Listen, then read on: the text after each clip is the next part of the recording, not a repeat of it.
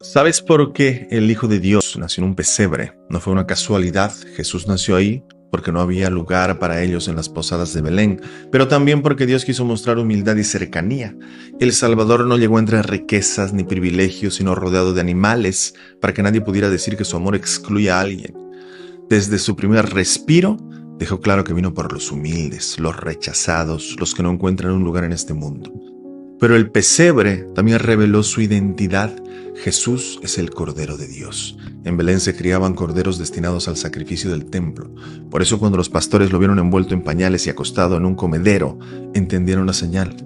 Ese niño sería el sacrificio perfecto por los pecados de la humanidad.